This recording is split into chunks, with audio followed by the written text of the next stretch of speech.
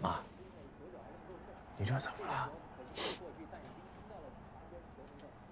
您跟我爸因为什么吵架呀？怎么还哭了呢，妈？没事儿。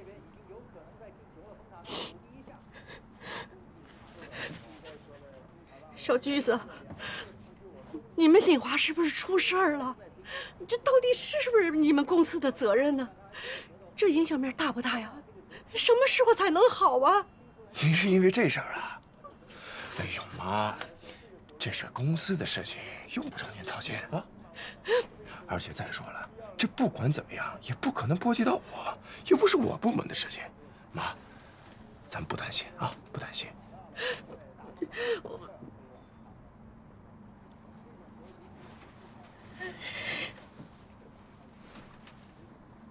是不是还有别的事儿啊？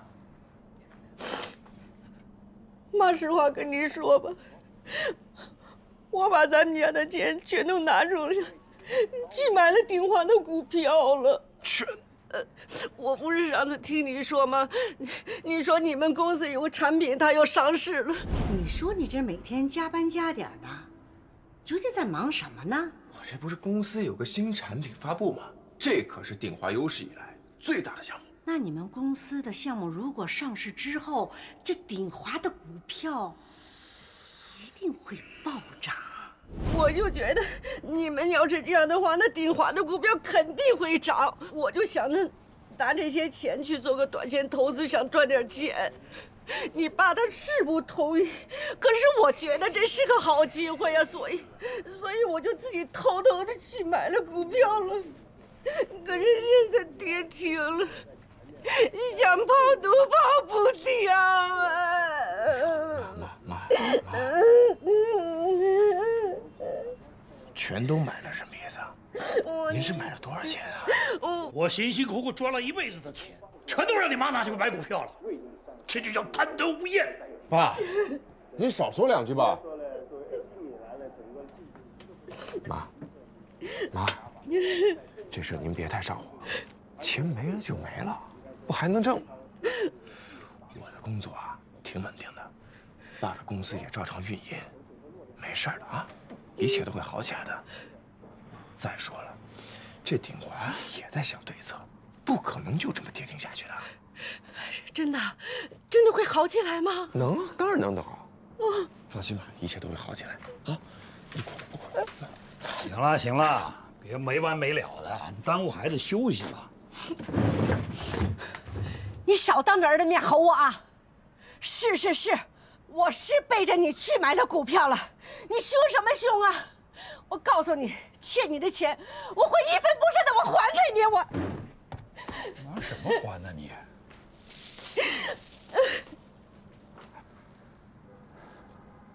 啊，儿子，你休息啊，没事，不用管。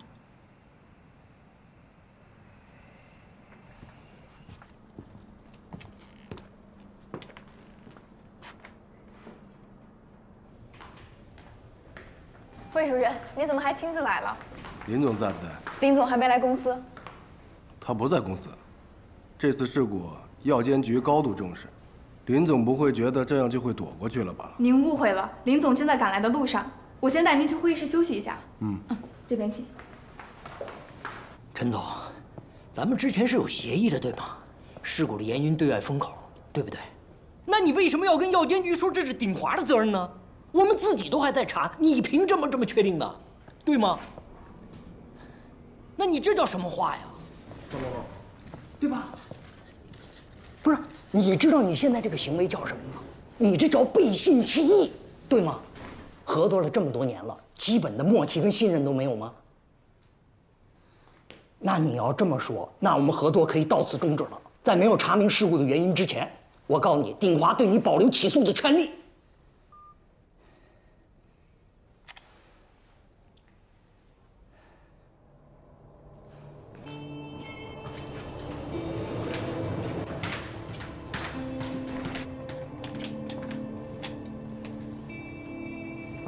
进来。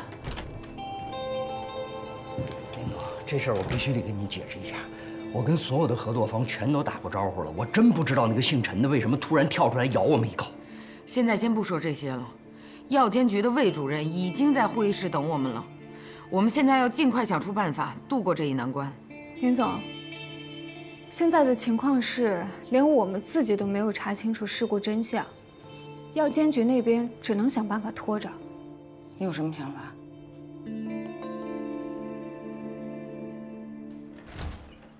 哎呀，魏主任，让您久等了，我们这刚开完董事会，辛苦您，辛苦您，来坐，坐，好，坐。林总，魏主任，您辛苦了。这是我们应该做的。那我就公事公办，有什么说什么了。希望林总您不要介意啊。咱们都是老熟人了，而且鼎华也希望尽快能查明事故原因，所以一些个繁文缛节咱们就省去吧。您觉得呢？哎，这样最好。各部门的负责人都来了嘛，那还是我们先开始。我们可以开始了。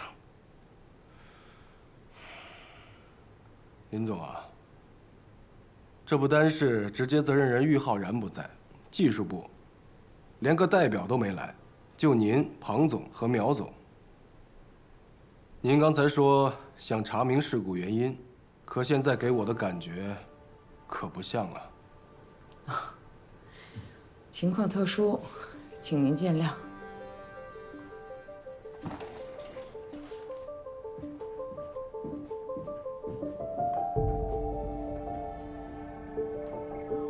魏主任，这是鼎华关于这件事情的初步调查报告，所有的情况都已经写在文件里了。报告已经出来了，态度是值得肯定的。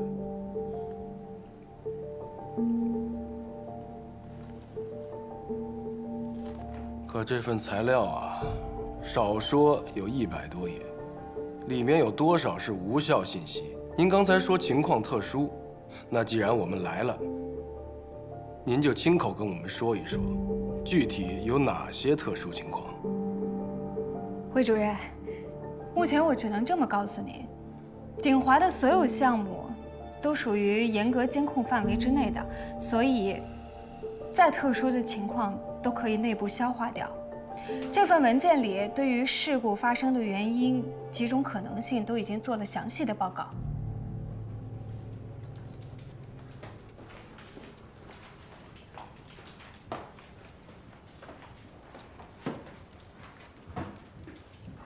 小雷，这个怎么样了？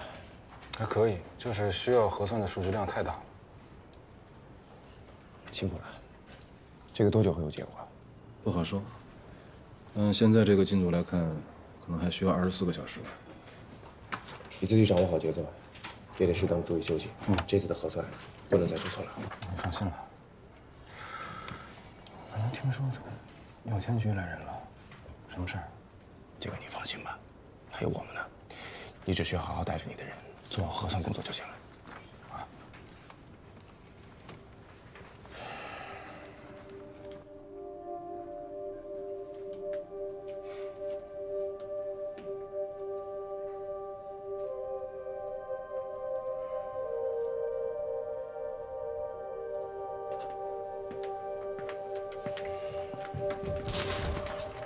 王总，调查结果出来了。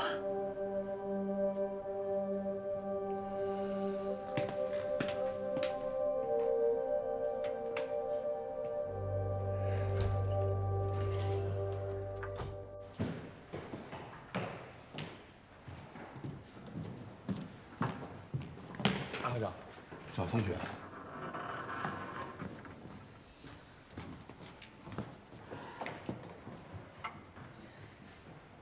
宋局，请进。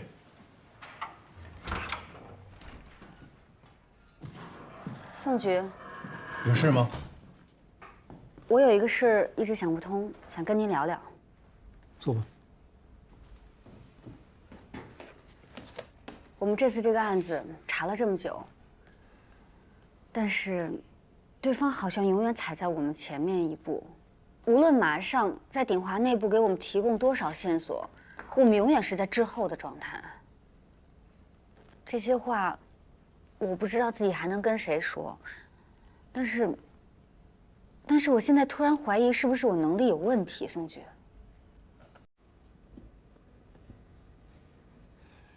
安静啊，首先我要告诉你，你的顾虑跟你的能力没有任何关系，是心态问题。你入行到今天接手的案子都太顺利了，当然了，这也说明你的能力很强，但是也造成了你没有经历过什么挫折。但是现在的被动局面，并不是因为我心态失衡造成的呀。我这次进专案组之前就已经做好了准备，我知道这次的难度会很大，我已经准备好了会迎接这种挫败感。那你是觉得只要做好了准备，就没有失败的可能了吗？很多时候，我们需要从最为不利的起点出发。敌人画迷宫，我们走迷宫。你走迷宫的时候，如果发现前面是死路怎么办？退回到上一个岔路口，走另一条路。对呀，选择另外一条道路也有可能是死路，但是至少我们排除了一个错误的选项。那您认为，玉浩然这条路是不是错误的选项？这次的情况看来的话，他80%会离开鼎华了，以后也没有机会接触核心技术了，更没有机会实施犯罪了。也许吧，但是你换一个角度想想，如果玉浩然不是我们要找的人呢，那么这件事情还有什么疑点？就从玉浩然的本职工作出发，再想想。玉浩然的本职工作是高级工程师，他之前也接手过不少项目，能力也算是有的。所以，他这次在这么关键的项目上，犯了这么低级的错误。那我们之前为什么要怀疑玉浩然？之前是因为他为了逃避检查，私自更换硬盘，极有可能是从他电脑里面泄露了鼎华的高层机密，而且我们也不知道他这次的行为到底是有意而为之，还是工作失误。之后密钥失窃，对方极有可能利用密钥解开了泄露的那些文件。那么，玉浩然的电脑里有可能有什么文件呢？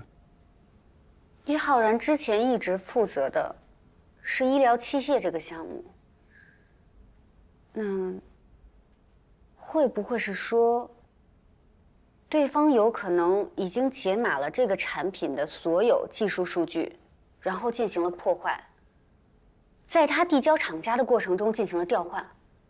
不管他们的目的是什么，这种可能性是存在的。原来您早就想到了？没有。我只是有一些零散的疑点，是你刚才自己把它拼凑起来的，你做得很好啊。好，我知道了。安静。其实这没什么，遇到问题解决问题而已。嗯，谢谢您。这件事虽然是于浩然工程师单独负责，但是整个监控系统，我现在有一个问题，为什么鼎华完全不考虑人为失误的可能？医疗器械，关乎人命啊！鼎华这样做是不是有点太草率了？你不要再跟我说流程了，我看先这样吧。魏主任，我有几句话想说。你说吧。报告里有大量篇幅都在说鼎华的保密工作。我想请问一下，您对这方面有没有什么了解？保密工作是你们公司内部事务，不属于药监局考量范围。这个我们明白。鼎华的项目大多涉及 DS 材料，这属于国家严格监控范围之内的。我想刚才林总所说的特殊情况，应该指的就是这一点。那好，那你就给我们介绍一下。谢谢。在玉浩然单独负责最终审核之前，就已经有多名工程师分别进行过数据校对。准确来说，郁浩然只是负责最后的汇总。然而，对于人为失误的可能性，鼎华也是有考虑到的。而且在这样的一个过程当中，每一次进行的数据存取都会用到专用密钥解码。可惜结果还是不理想。我想强调的是，鼎华已经在各方面努力做到最好，但是事故发生的可能性有很多种，甚至不能排除是人为恶意破坏，想要打压鼎华。如果是这样，那麻烦就大了。鼎华的不安定因素会给仪器的使用者，也就是患者，造成直接损失。药监局是不会允许这样的事情发生。请您稍等一下，我刚才说的只是一种可能性。鼎华重视保密工作，绝不是为了弥补已经发生的漏洞，而是为了预防可能发生的问题。这恰恰证明鼎华对用户是非常负责任的。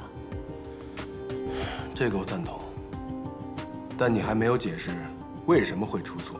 我向您介绍鼎华的保密工作，是想让您知道，鼎华现在面对的情况非常复杂，所以事故原因不能简单的归咎于个人失误或者监管不力。然而，调查事故真相是需要一个过程的。说到底，您今天过来就是想确保鼎华有足够的能力和责任心，能够提供安全高效的医疗产品，对吧？所以你们需要时间进行彻底的调查。我看这样吧，今天的会啊，也开得够久了。鼎华先暂停其他医疗领域的项目，先把这件事情查清楚了再说。您放心，我们一定会集中精力彻查清楚的。林总，3天之后我们还会再来，希望那个时候能拿到一份简洁明了的报告。你们工作忙，我们先走了，就不用送了。我带林总送你。魏主任。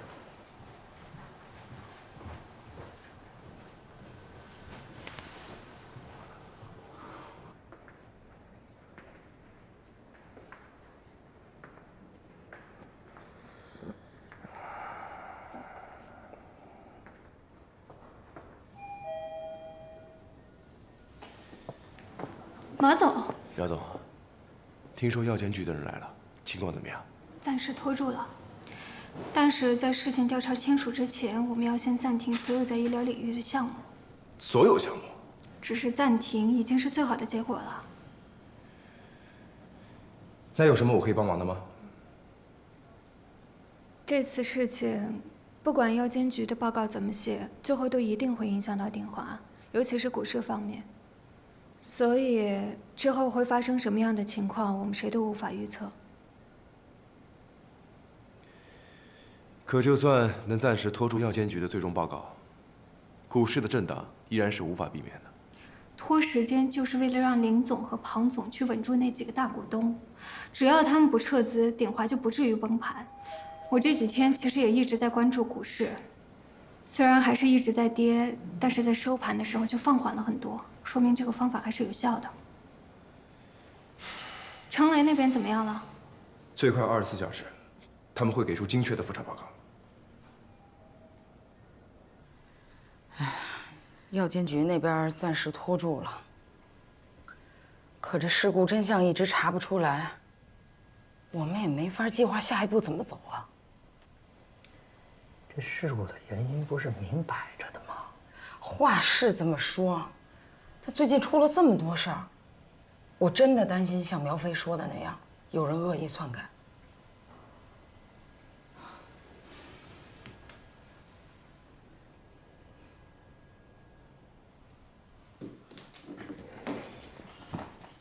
庞总，有件事情我想跟你商量一下。你还记不记得半年前有个国企派人过来跟我们谈入股的事情？我觉得这个这我仔细想过了，这绝不是一个好办法。可万一到了最糟糕的地步，这是唯一能保住鼎华的办法。不是，林总，您听我说，我相信你也看出来了，自打老苗走了以后，我做的很多事情都是想方设法拆掉老苗在公司留下的这些根基。我承认这里有我的私心，但并不代表我反对老苗留下的所有规矩。就他这一个判断，我无论如何都举双手赞同，并且坚持，就是坚决反对国企介入。真的，就这件事情，我一直是赞同的。您想想看，鼎华之所以能走到今天，打败了那么多竞争对手，靠的是什么？就是它的灵活性跟高度的自主权。如果你让国企介入，那我们不就失去了高度的自主权了吗？对吧？优势就没了。你就算留下来，那也是苟延残喘呀。您放心，只要咱们齐心合力，肯定能度过眼下的难关。我现在已经跟很多资方都在谈着呢。您再给我点时间，相信我。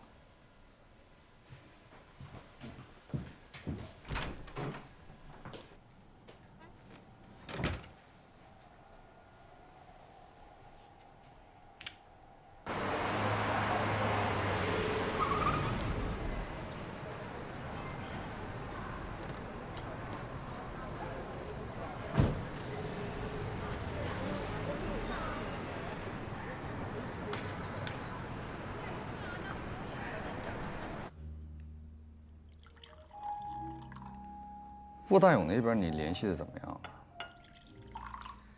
了？和您预料的一样，鼎华那边出事之后，傅大勇那边确实有点松动，虽然没有直接提旷视配合，但是一直在催他女儿出国留学的事儿。这话里话外的意思是，只要我能把这事儿办成，其他什么生意都可以谈。好，接下来我会逐一的告诉你下面做什么。只要按照我的安排，一步一步来，傅大勇一定会答应。好。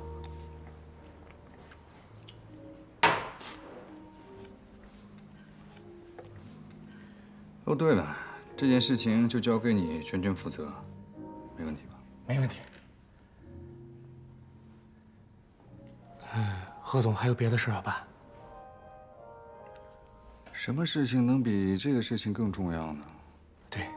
你是我的合伙人，我是希望你能学会独立处理好这样的生意。好，那接下来我应该怎么办？你先别急，我先出息一下啊，一会儿回来。哎，何总，要不要我帮忙？我就去见个朋友，这件事啊，你还真帮不上忙。好，坐着喝吧。好。好。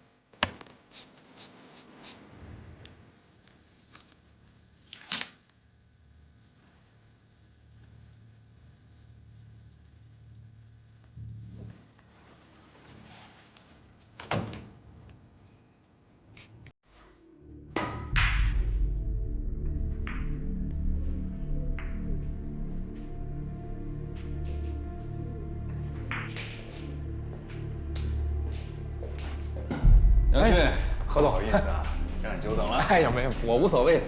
这个，刚才朋友送的，哟，说是他自己的收藏，是吗？好酒。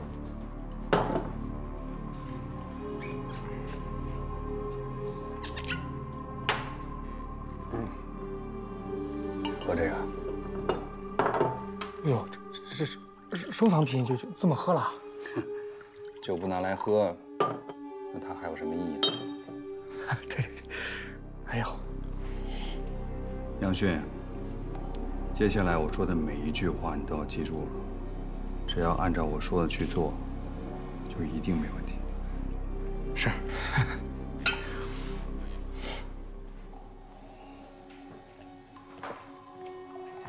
真是好酒啊！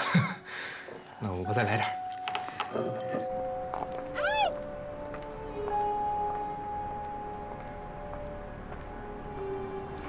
啊，以后还有那我这留了。杨迅，我跟你讲，你真的是个人才。一块上啊！哎呦，我先走。那我这就收着了。我走了，哥啊！哎，慢点啊！哎，好。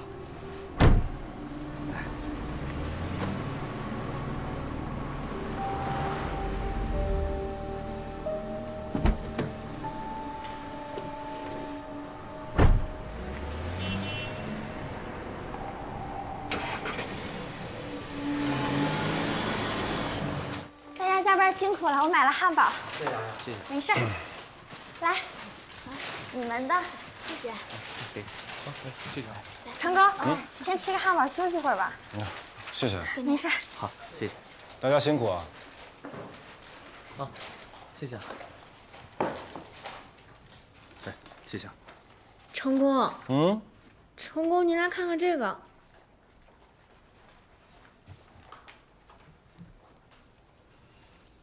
怎么？这完全是无效代码呀！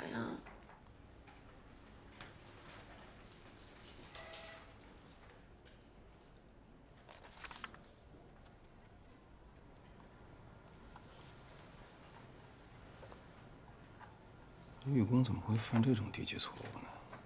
你就是在栽赃我，这事跟我有什么关系？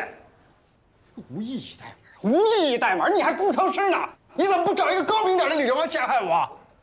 行了，都别说了啊！鼎华怎么可能有栽赃陷害这样的事发生呢？什么情况？出了事了都不知道在自己核身上算结束了，我找到一串无意义的代码。你也不相信我？姚浩然不服气，非说是成功故意陷害。于浩然，你最近哪儿都不要去啊！公司给你安排了住的地方，等着公司对你最后的决定。彭总，你先不要说了，你听明白了，鼎华绝不会冤枉任何一个人。我知道你心里不服，明白我的话吧？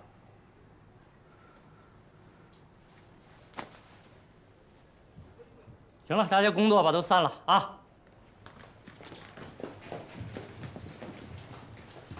事情已经查清楚了，确实是我们给厂家提供的数据出现了问题。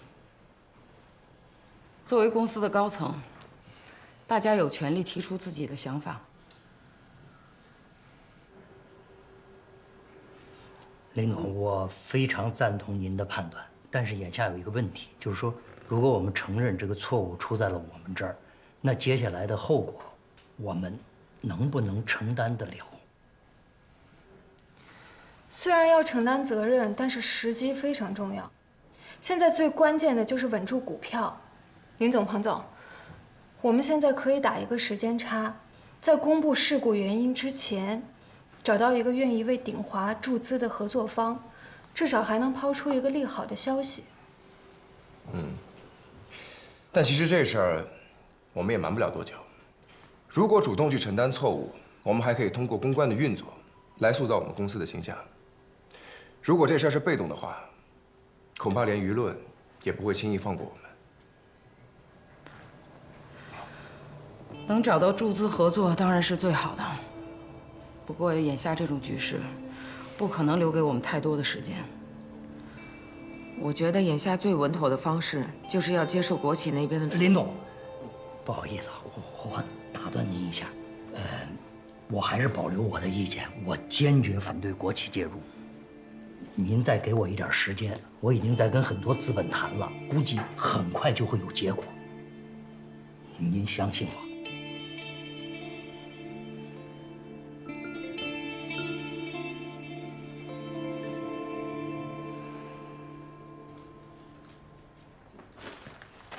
大家辛苦了，吃点东西吧。有东西吃了。来，谢谢马总，谢谢马总。不客气，不客气。谢谢马总。不客气。来，拿几盆吧。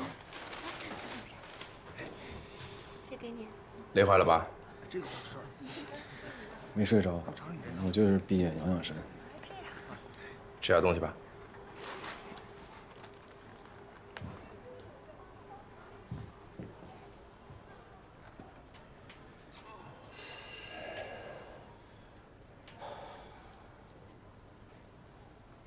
小雷，早上那什么情况？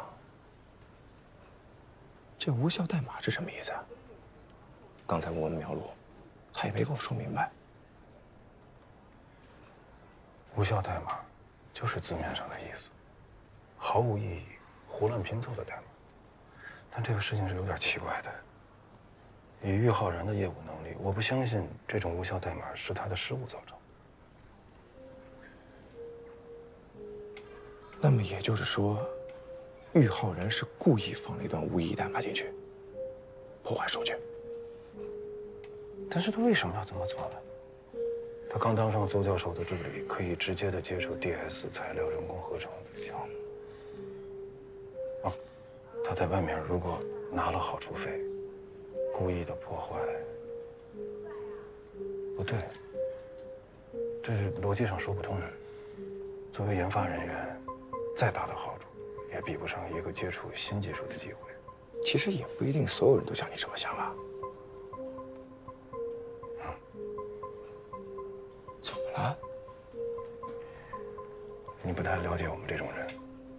虽然我跟郁浩然不是一路的，但我们都有最基本的职业操守，他也有。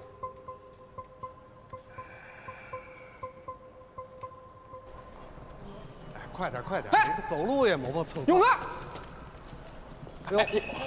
哎呦，累死我了！我是紧赶慢赶，生怕你们俩走了。怎么了这是？我特地赶过来告诉你，孟瑶出国的事儿敲定了。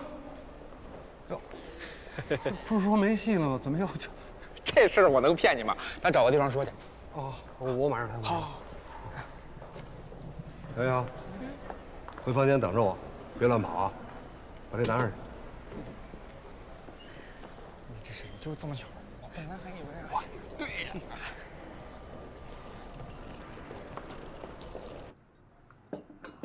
谢谢。真的假的？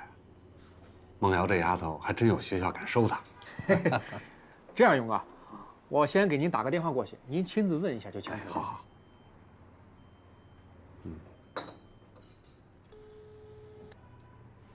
哎，好。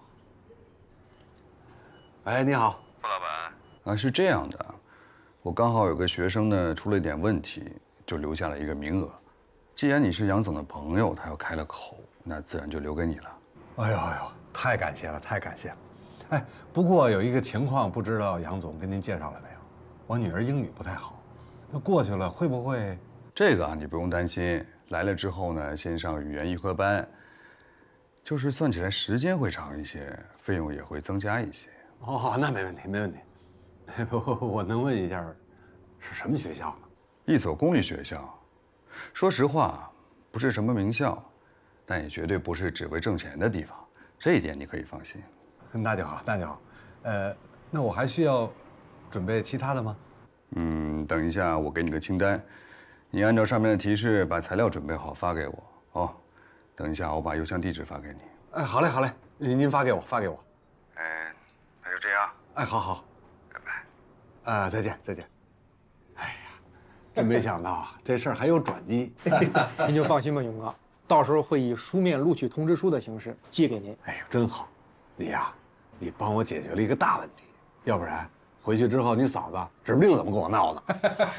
咱兄弟俩之间客气什么？哎，对了，勇哥，那个采购矿石的事现在怎么说啊？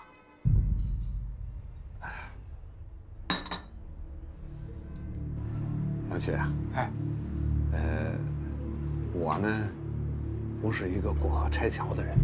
你看，现在鼎华出了事儿，一时半会儿也不会从我这儿买矿石，我也着急得很。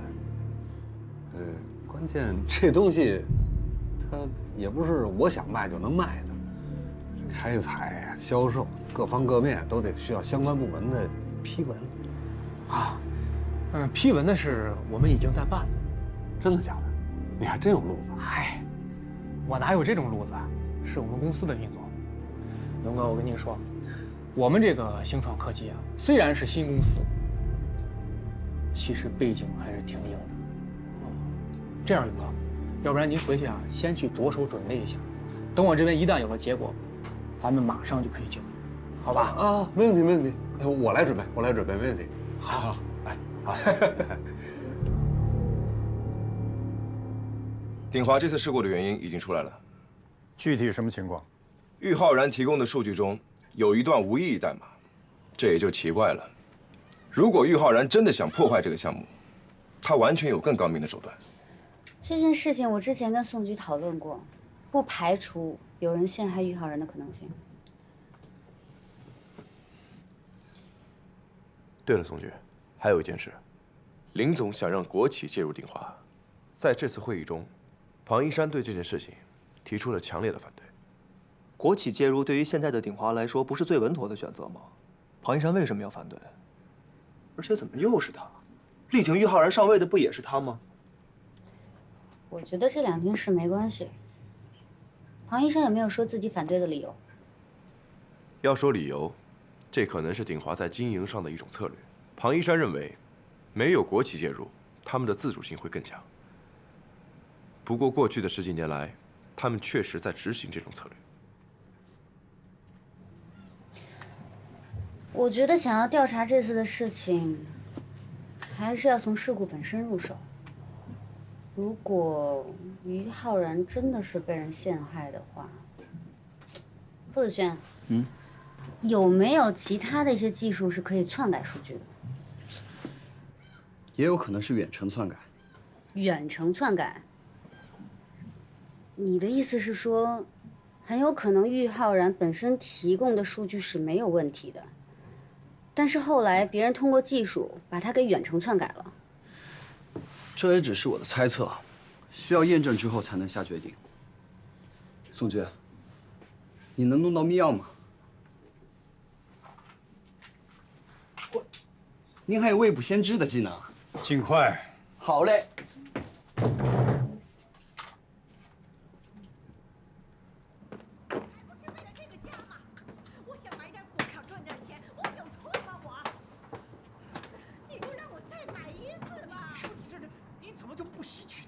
我跟你说真的，折了一次还不算。这次真的，也许买了就好了。你就听我最后这一次，行不行啊？我听你。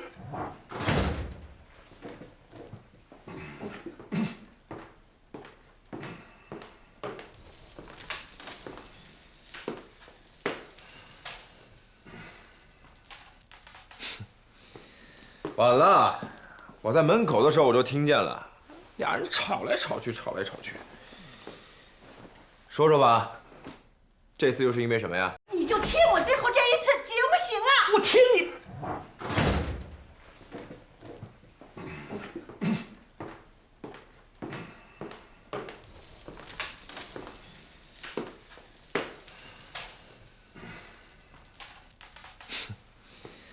晚了，我在门口的时候我就听见了，俩人吵来吵去，吵来吵去。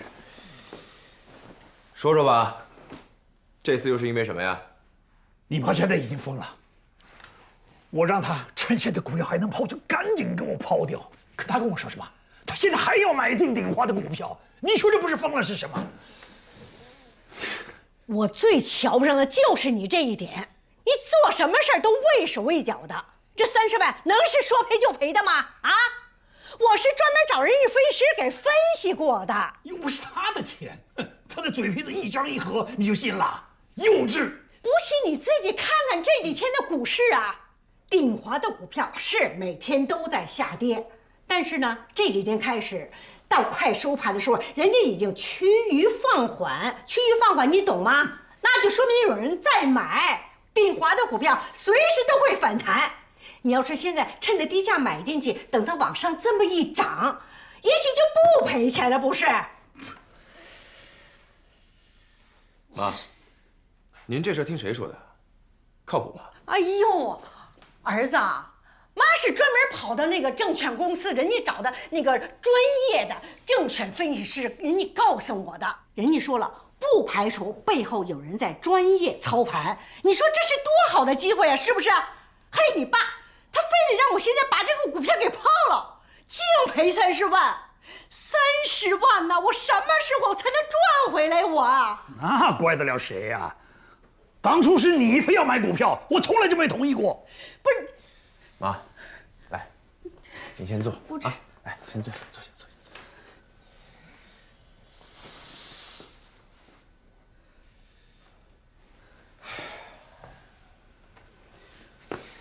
妈，我认为这件事情呢，还是算了。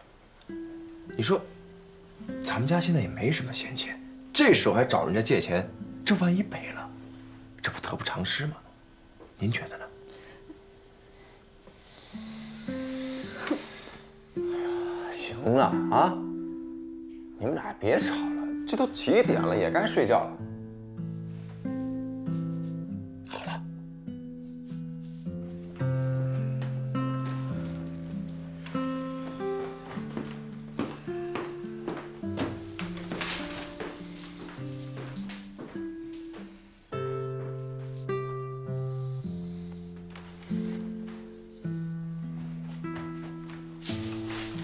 买就买，你等等，我还得跟你说说这事儿。这次真的，也许买了就好了。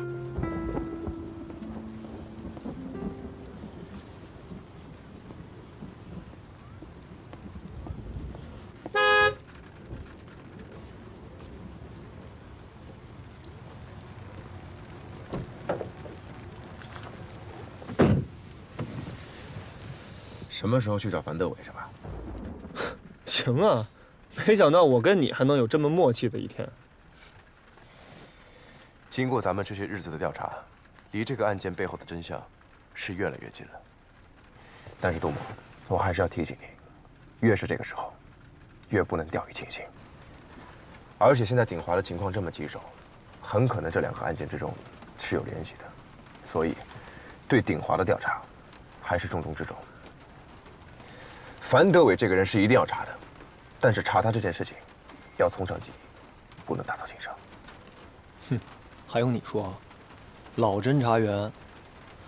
不过马上我也得说一句，我查到樊德伟出狱以后一直在打零工，住的也是临时出租屋。这样的人到处流窜，不用银行卡消费，也很少拿身份证登记，他的社会关系完全是断裂的。这种人，下次再想找他可就没这么容易了。那这样吧，反正现在鼎华也没有什么特殊情况，咱们也不能组织什么有效的行动。抓住这个空档，利用起来。还是那句话，一定要注意隐蔽。行，没问题。行，那就这行吧，等我通知。你开会去吧。你不开会啊？玉华人还得盯着，谁知道他到底是不是被人陷害的？辛苦了。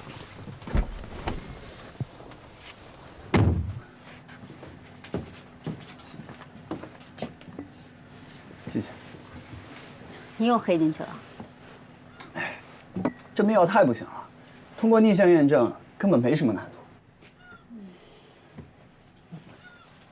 子轩，怎么样了？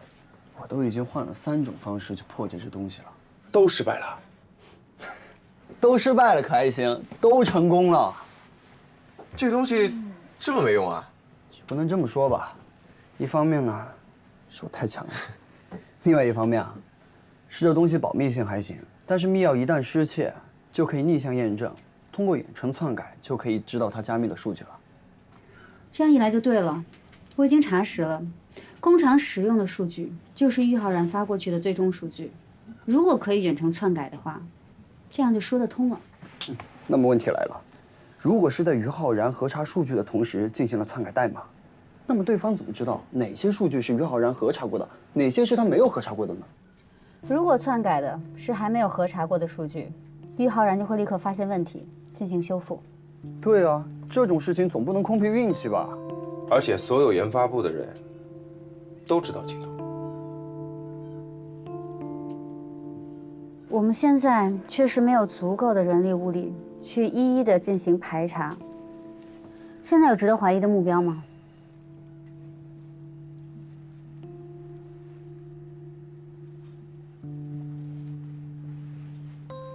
不是没有目标，而是每个人都有机会。目标太多。其实我之前就一直在想一个问题：对方为什么要搞这次的事情？真的是为了搞垮鼎华吗？那这对他们有什么好处？搞垮了鼎华，那也就意味着邹教授的项目无限延期。但是，如果把鼎华搞得半死不活，就可以趁着鼎华半死不活的时候，扮演救世主的角色出现，入股鼎华，共享人工合成技术。聪明！你现在反应怎么这么快啊？那首先，他们不可能做损人不利己的买卖。如果鼎华崩塌，这是他们唯一的获利方式。所以我建议，盯死给鼎华出资的人。但是顺着这个思路，又引出了下一个疑点。鼎华现在面临的局面，国企介入是最好的选择。但是庞一山坚决不同意，他一再的保证，可以自己解决。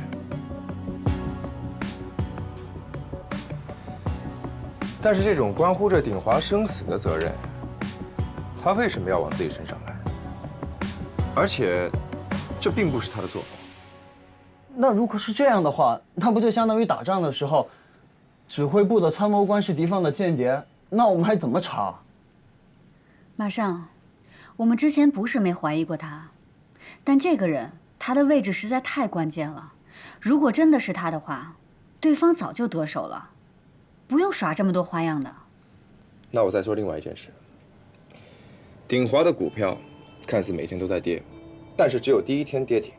之后每天收盘的时候都能回稳，这很可能是有人进行系统的收购。我想到了长安科技，贾长安明面上是最大的股东，可是私底下，周炼利用他人代持的方式，赚取了大部分的股票。但是鼎华的体量和长安科技的体量是不能比的，想要绝大多数的控股权，依靠这种办法是根本解决不了问题。最关键的还是明面上注资的这个人。明面上的注资，私底下的分散收购，最终实行对股权的掌控。那我们现在怎么办？只能等着吗？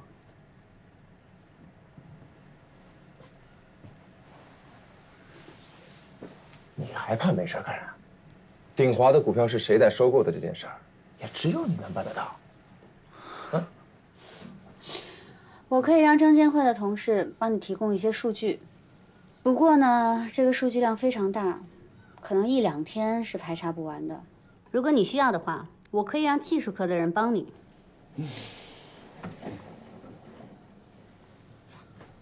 OK。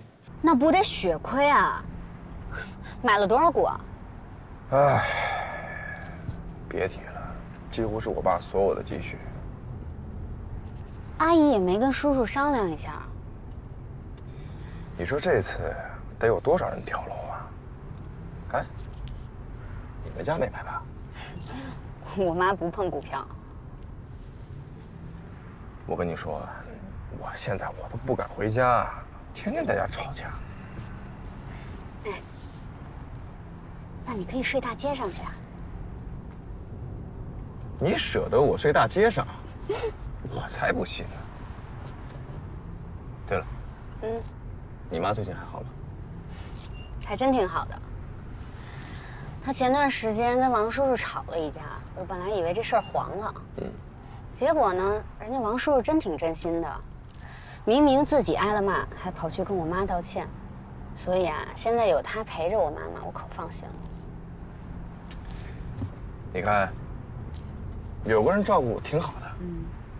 你说你工作这么忙，是不是也得有个人照顾你一下？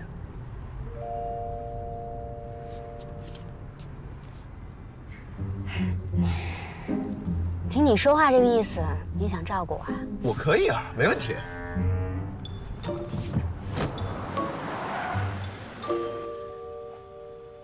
干嘛？又生气了？到你家了，可以下车了。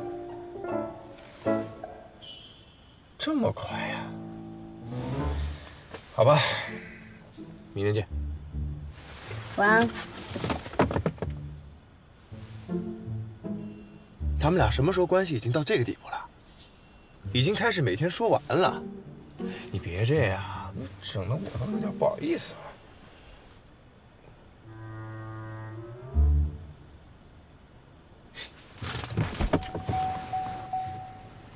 拜拜。拜。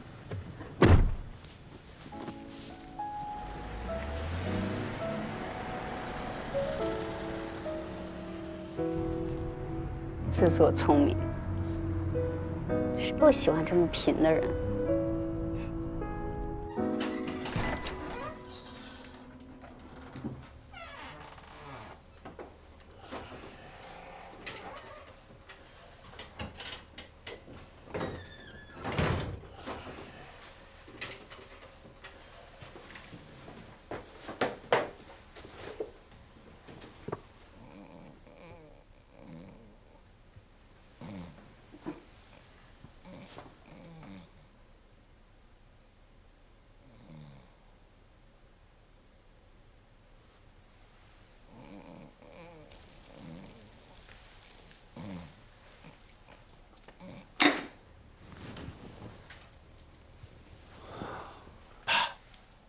什么情况？今天又没吵过我妈？滚蛋滚蛋，我要睡觉。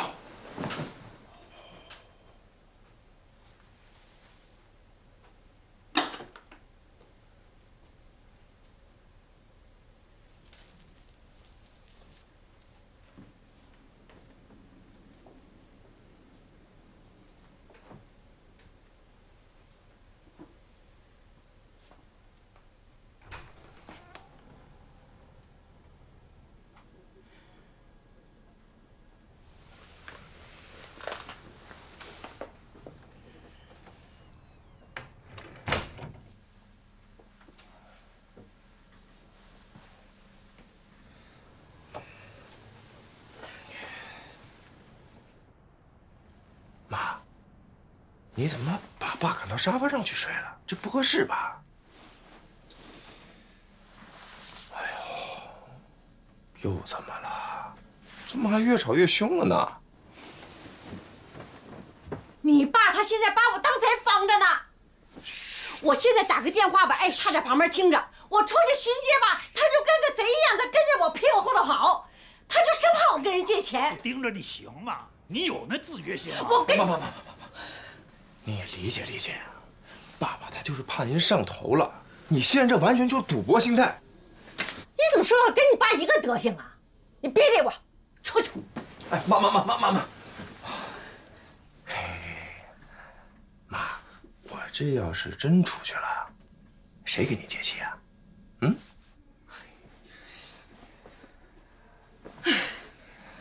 妈，您说您为什么非得干这事儿呢？我这不是为了争口气吗？天天弄得就跟他养着我似的。我这一退休啊，我没用了。哎呦，您这都过了大半辈子了，还争什么气啊？这夫妻之间啊，就没你们那么争强好胜的。哎呀，你懂个屁呀！还夫妻之间呢？你个光棍儿还教我夫妻之间应该怎样怎样啊？行了，出去吧，出去，出去，出去，出去。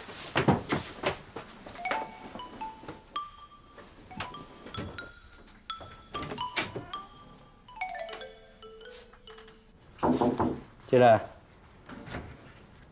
唐总，有位领导找您。哦，哈，欢迎欢迎。庞总，咱们之前见过，而且我也不是什么领导。哦，记得，安科长是吧？来坐。我坐这儿吧。啊，好。我们这次来呢，就是想把负责人郁浩然带走，了解一些情况。为什么要把人带走呢？我们产品出了问题，还在调查，而且也不能说就是郁浩然的问题啊。您先别激动。据我们了解，这次事故的负责人就是郁浩然。鼎华呢，希望延缓公布事情真相，这个我们理解，也不会干预。但是相应的调查，我们还要尽快展开。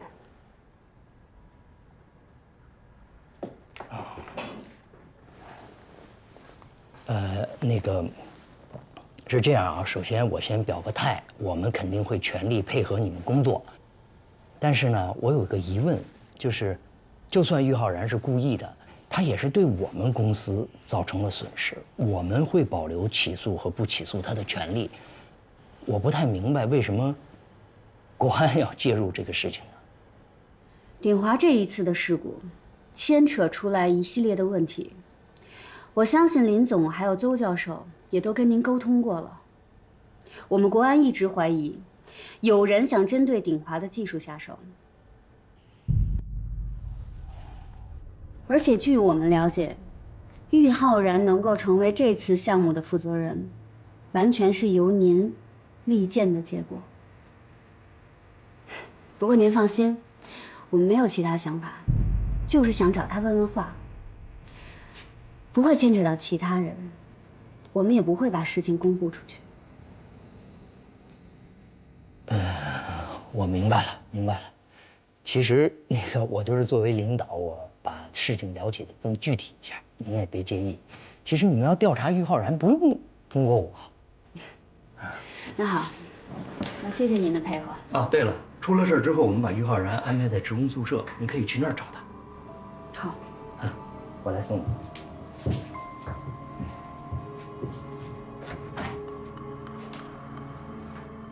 给我送一下。好的。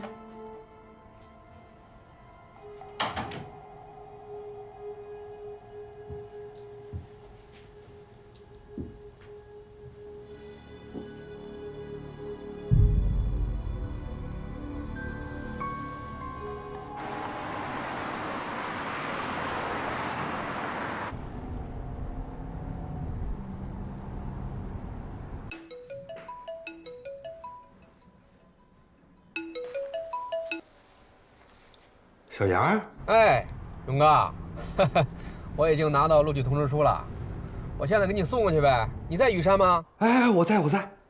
哎呦，真是谢谢你啊，还得让你亲自跑一趟。没事，那一会儿咱们见面聊。哎，好。挂了啊。哎，再见。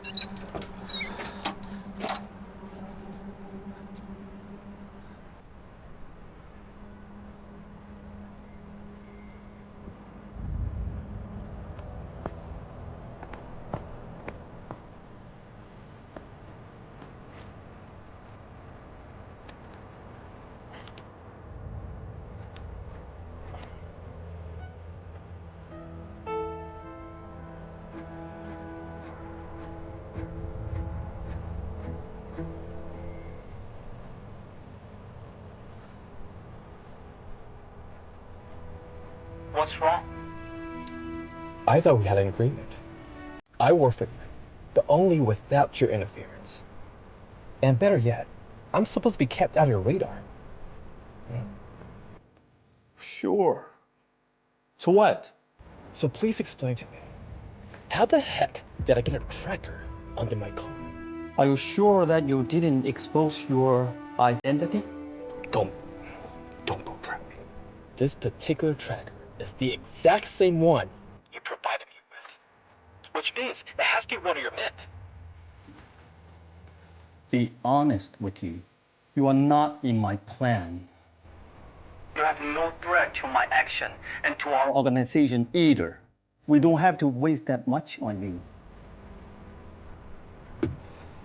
They only mean one thing. Qiao already knows of you. If that's the case, then he needs to be careful. If he keeps you under his watch, that means he's made up his mind. And also, he could be a threat to you too. No.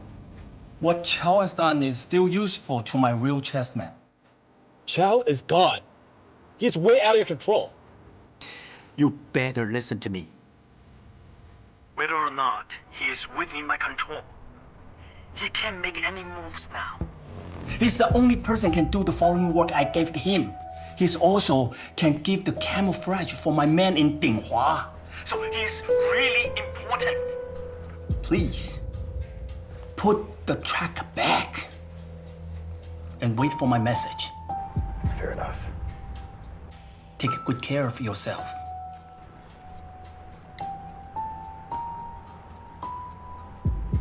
哎呦，哎呦，小杨，哎，停，好，里边是吧？哎，里边，好，来这边坐，等你的。哎，咖啡我都给你泡好了。哎，有，走，我坐这儿，勇哥。哎，对，我来吧。哎，来，走，好，走。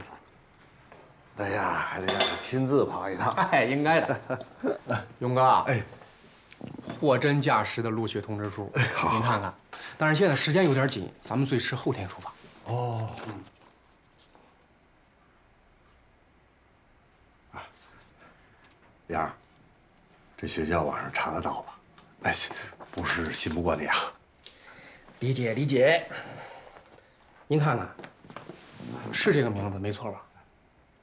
啊，是。没事，您慢慢看。哎呀。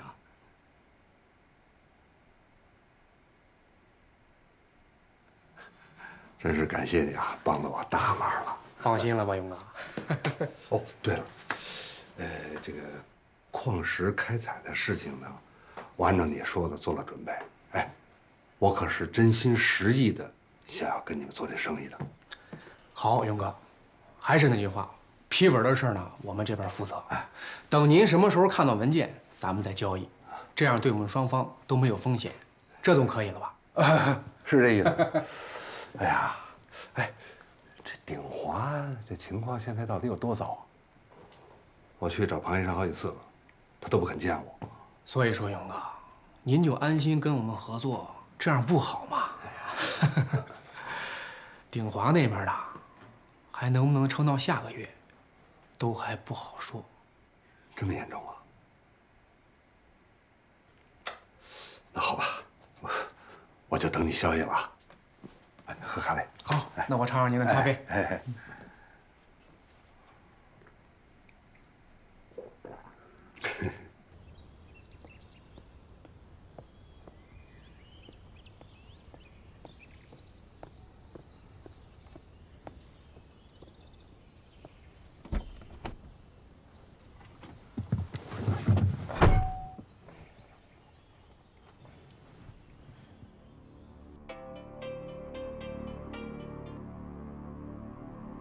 何总，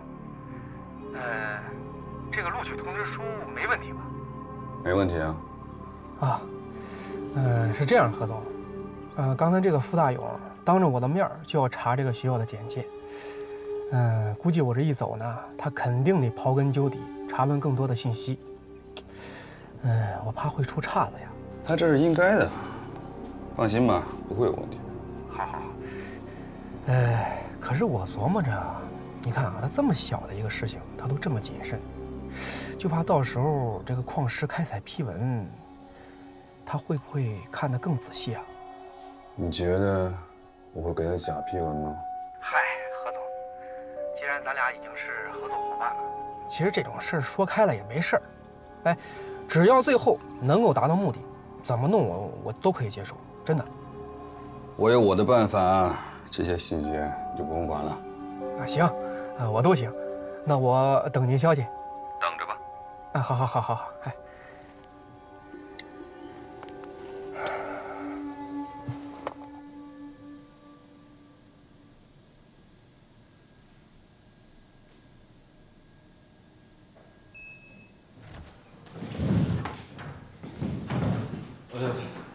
我是被逮捕的，你们要审讯我。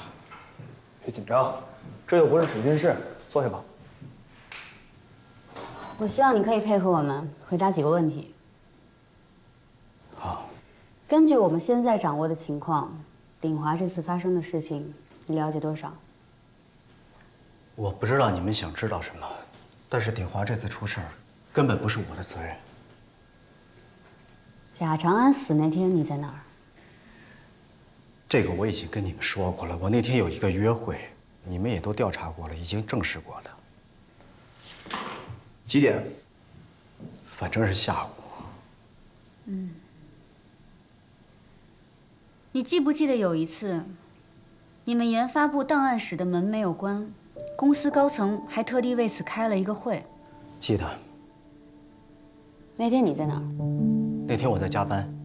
然后呢？然后杨迅来找我，我就跟他一起去喝酒了。你们在哪儿喝的酒？喝到几点？酒吧街，一直喝到凌晨1点。之后呢？之后我就回家了，我休息了。你们问这个干什么？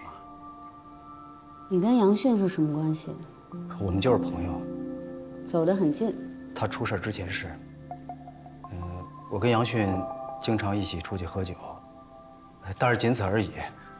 我知道你们想问什么，在鼎华，我跟杨迅确实是一个小团体，但不光我们2个人，还有庞总，我们3个都一起经常出去，关系都挺近的。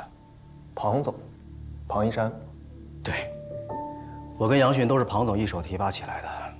庞总之前就分管研发部，你们也知道，像我们这些搞技术的，一般都不善于搞人际关系。我们那个程雷就是个油盐不进的人，我就是看准了这个机会，所以想跟高层搞好关系。因为我心里很清楚，只有庞总这样有权力的人，才能带着我们继续往前爬。这没什么的呀，我都可以跟你们交代。任何公司这都非常正常，这不犯法吧？是不犯法，你也不用激动。我们问你什么，你就回答什么，好吗？你们还想知道什么？你知不知道杨迅挪用公款这件事情？我们没有聊过这个事儿，但是每次出去都是杨迅请客，他的消费水平已经高过他的收入能力了。这个你们要问我知不知道，我要说不知道肯定是假的。但是这种事儿谁能真的去问呢？对吧？这是规矩，成年人都懂啊。那庞一山他知道这件事吗？我都看出来了，庞总能看不出来吗？那就在你看来，杨迅他除了挪用公款以外，他还有其他的资金来源吗？他挪用了公司好几百万，我们出去玩才能花多少钱呀？这我不知道，这我上哪儿知道去啊？是吧？你们为什么这么问啊？杨迅是不是还有什么其他的事情？哎，问你什么你答什么，别亢奋好吗？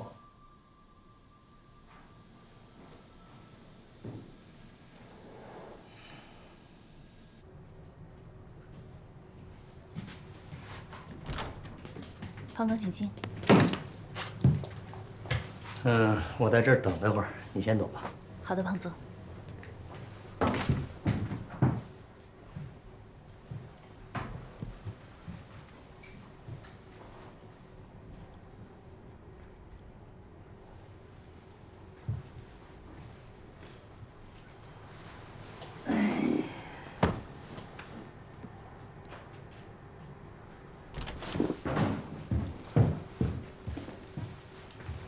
今天怎么样？哎，不是很顺利。我这儿有一个更不好的消息，国安把于浩然给带走了。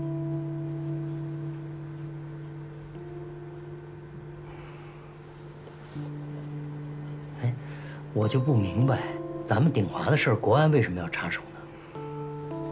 我问他们，他们也不说。而且国安对咱们鼎华那么了解，这显然有咱们的人在跟他们通气儿啊。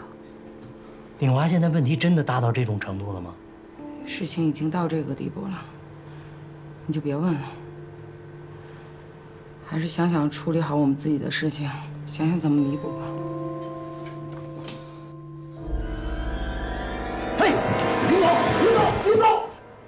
刚刚你配合的都很好，接下来我们要问你一个关键的问题，也希望你能如实回答。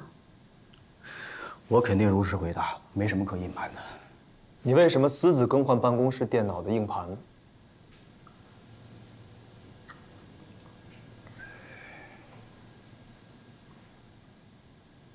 于浩然，我们盯你不是1天2天了。你真的觉得你私自更换硬盘这件事情，没有人能知道，你可以瞒天过海？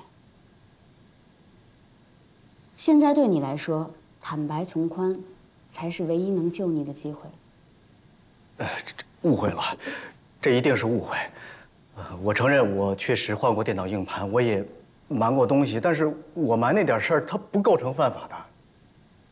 好，我来解释一下啊，是这样，鼎华的电脑被植入木马那件事情，你们都知道对吗？在我个人的电脑里面，有一份该删除的文件，我没有删除，我怕公司发现把我开除。那天马上说要来检查公司的电脑，我一下子就慌了。但是我真不是想瞒你们，我真的是怕公司发现。你忘记删除的是什么文件？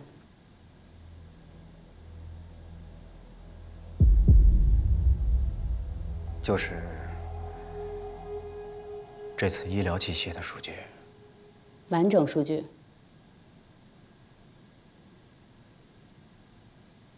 那你还说这次事故不是你的责任？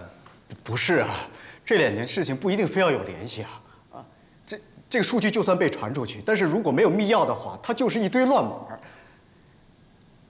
你们刚才为什么问我档案室门没关这个事儿？是不是密钥被盗了？于浩然，现在不是你主观臆想的时候，事情到了这一步，说你没有责任那不可能。但是我们想问你的是，你是不是故意做的？这真的不可能。这段出错的代码完全是无意义代码，就跟闭着眼睛胡乱写上去的一样。如果说我想做手脚的话，我完全可以伪装成一个运算错误，伪装成无心之失，对吗？我现在已经是邹教授的助理了，马上可以参与 DS 材料人工合成技术。只要最后在研究报告上署上名，我就功成名就了。我现在才30多岁，你说有多少人在我这个年龄就有我这样的成就？我为什么要毁掉自己的前途啊？如果真的像你说的，那你觉得这件事儿是谁做的？谁最有机会做这样的事情？程雷，一定是程雷，除了程雷没有别人了。他跟我是竞争对手，我一开始就看他不顺眼，他也看我不顺眼。这件事情就是因为我抢了他的机会，他不爽我，所以他才要陷害我。你们想想，你们现在怀疑是我偷了密钥，但是程雷呢？那天杨迅把我叫走喝酒以后，程雷还在办公室，他更有机会去偷密钥。还有，这些数据，我有可能传出去，那程雷一样有可能传出去啊！因为从一开始他就参与这个项目，一直到最后的复审，他跟我有直接的利益冲突，他就是想毁了我。如果真的像你说的，程雷他也是技术人员，他为什么要用那段无效的代码呢？他完全可以做得高级一点，就做成像你的无心之失一样。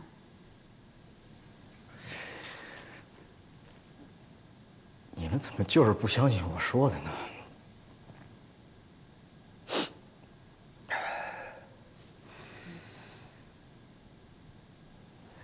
啊，你们还想知道什么？我都告诉你们。也可以去查我的银行账户。但是我跟杨迅不一样，我身上都是干净的，我的钱也是。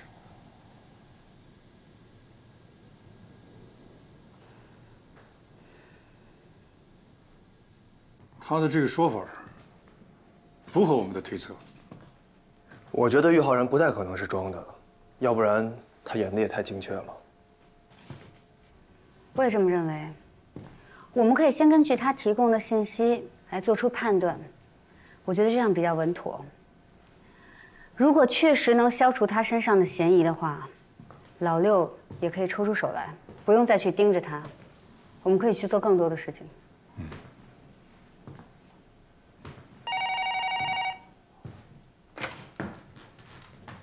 我是宋明。好，我知道了。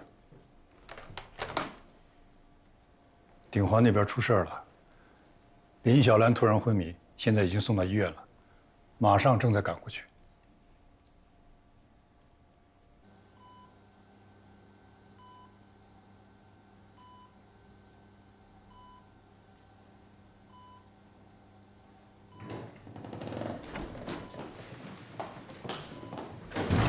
庞总，这是怎么了？我们正在谈话，突然就晕倒了。医生怎么说？医生现在也吃不准。你先别急，我去找医生了解一下情况。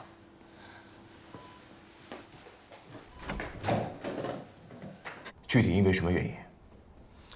还真没查出具体是什么原因。从迹象上看，应该是低血压造成的。病人近期可能心理压力大，休息又严重不足。最好的情况，只要他安心休息就能好转。您知道病人是谁吧？知道。鼎华的林总。医生，请您务必尽全力治疗。你放心吧，对待每一个病人，我都会尽全力的。谢谢。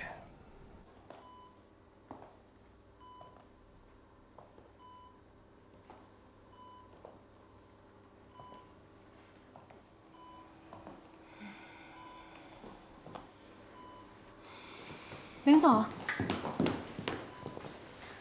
哎呦，老林，你这吓死我了！哎呦，我没什么事儿，怎么还把我搞到医院里来了？你知道，你这一晕倒，我这心脏都快跳出来了。你公司现在这种情况不能没有你。您现在感觉怎么样？身体有没有哪里不舒服的？没事儿，搞得那么夸张。哎，我本来就有低血压的老毛病。再加上这几天没睡好觉，没什么事儿啊。所以您现在需要好好休息。哎呦，没关系。哎呦，大夫，我得出院，我不能在这儿待着，我得回公司。这可绝对不行，低血压不是小事，会引起严重的并发症。如果您再不好好休息的话，会有危险的。你们也要注意。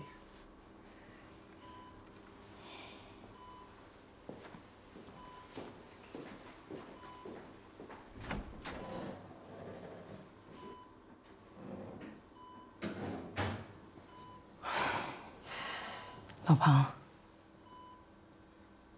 如果短期之内我没有办法恢复的话，公司现在这种情况，不能没有主心骨。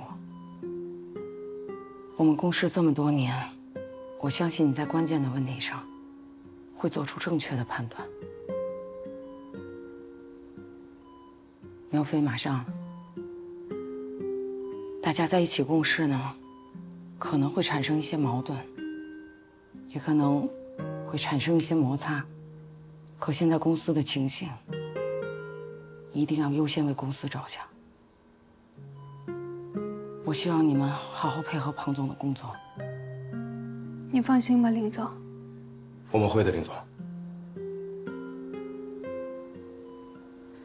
哎呀，老庞啊，实在抱歉了，这么关键的时候。还得让你替我担负责任。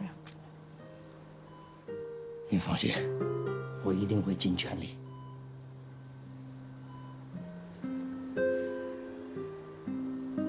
来，靠着，靠着，靠着。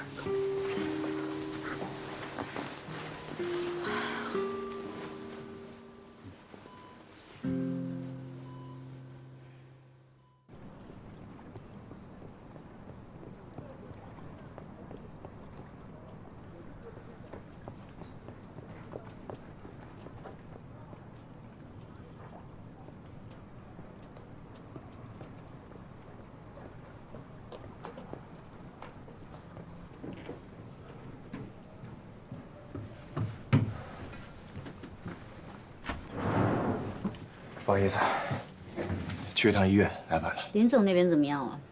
医生诊断说是低血压导致的，只要静养就没有问题。于浩然那儿怎么样了？于浩然那边没有任何问题。按照我们现在的推断，他应该是被人利用了，而且他现在在我们的监控之下，对于这个事情的后续没有任何威胁了。你确定他没有什么隐瞒吗？他有没有隐瞒我不知道，但我觉得他不像是我们要找那个人。我相信你的判断。马上，你关于注资鼎华的推论，安静跟我说了。要这么说的话，玉浩然这条线断了，我们就只能等着那个注资的人出现了。说实话，我现在也没有什么办法。对了，还有一个情况，林总委托庞一山全权负责鼎华的事务，我认为这是一个隐患。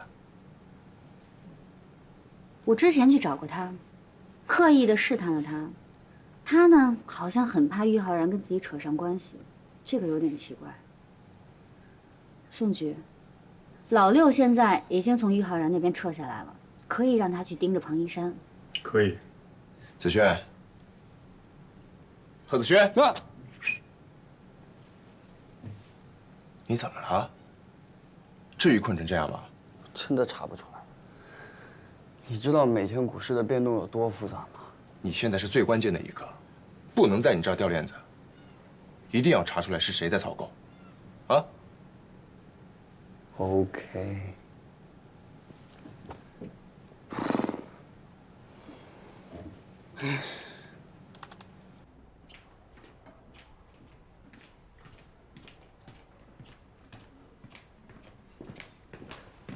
房总好，来吧。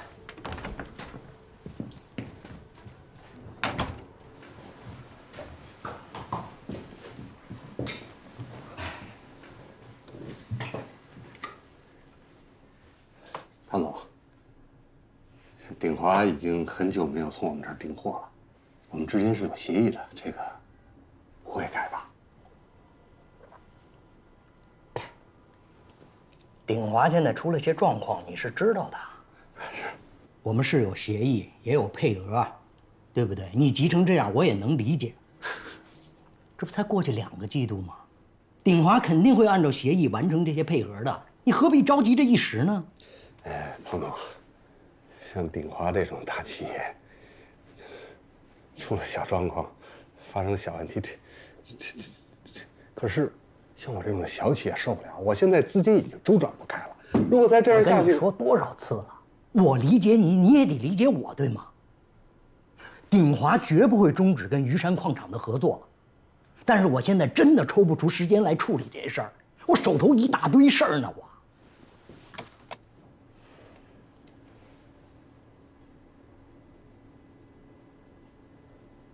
好，那庞总。你先忙。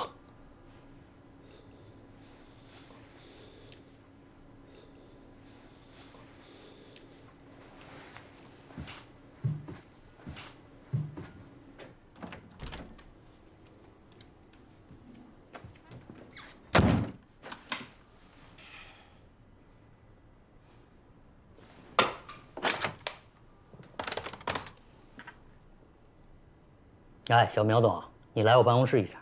好。我现在就过去。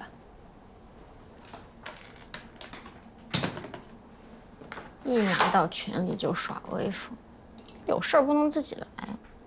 露露，你别学别人说这些不冷不热的话好吗？我们公司现在是特殊时期，每个人的利益都绑定在一起，你要学会想这些。工作时间赶紧回自己岗位上去。哦，知道了。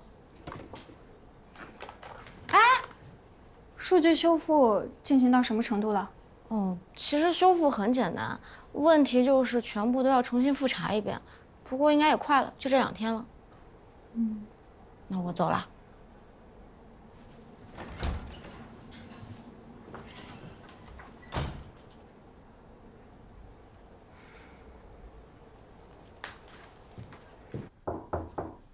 进来。庞总，坐。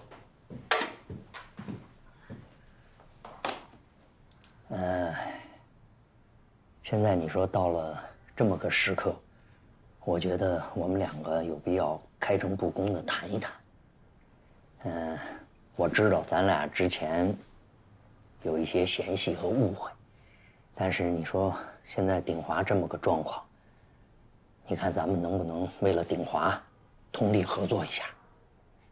我明白。现在您需要我做什么？现在关键的就是资金，拿到钱，稳定股市，其他的事情可以一步步来。这我明白。但是鼎华一直都奉行着保守的运营策略，这几年我们几乎拒绝了所有有投资意向的资方。现在这个时候，我担心他们会抱着投机的心态等着我们崩盘。事实就是如此，所以我说，能救鼎华的只有你。我？对，无论是我还是林总，资源都比不上你父亲苗，对吧？你说他作为鼎华的顾问，鼎华出了这么大的事情，他到现在都没露面，我觉得他不会不管吧？庞总，这个忙不是我不愿意帮，也不是我父亲不愿意帮，只不过他现在常驻国外，估计也没有什么资源能够解决鼎华的麻烦。不是，鼎华现在目前这个状况，你打电话跟他说过吗？我说过，他也很着急，只不过他现在身体不好，住在希腊的疗养院，可能真的帮不上忙。身体没什么大事吧？没有。那苗飞，要不这样，你把他联系方式给我，我来跟他联系，不用他出面，让他介绍给我一些资源，我去跟人谈。庞总，这个真的不太方便。什么意思啊？就是说，你把他联系方式也不能给我，是吗？是的。我父亲现在的身体状况真的容不得打扰。但是现在鼎华已经到了生死攸关的时刻了。我真的无能为力。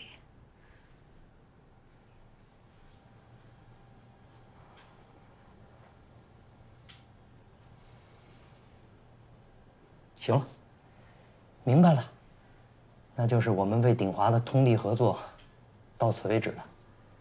您忙吧。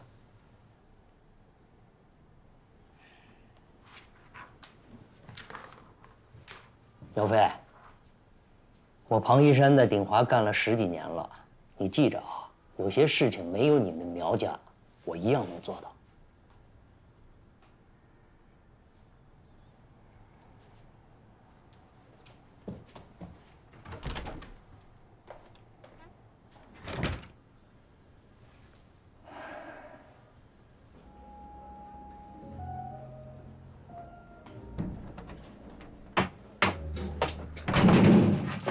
怎么了？这么急着找我？我爸的情况我真的瞒不下去了。发生什么事儿了？林总现在身体不好，在住院的事儿，这事儿你知道吧？这个我们已经排查过了，确实是身体原因，没有其他危险。这我就放心了。现在情况是这样，我们公司现在想要翻身，需要大量的资金注入。今天庞一山找到我，想借用我父亲的关系。我就一直坚持说，我父亲现在在国外疗养，帮不上忙。庞一山现在对我非常不满意，这事儿我真的不知道怎么解释了。这个，我可能真的帮不了你。那现在你告诉我，我该怎么办？苗飞，我知道你对于鼎华的感情，也知道你想保住你爸爸一手创办的公司。你的心情我都理解，但是我相信你跟我一样也知道，如果鼎华的核心技术被商业间谍盗走了，这对于国家来说是多大的损失。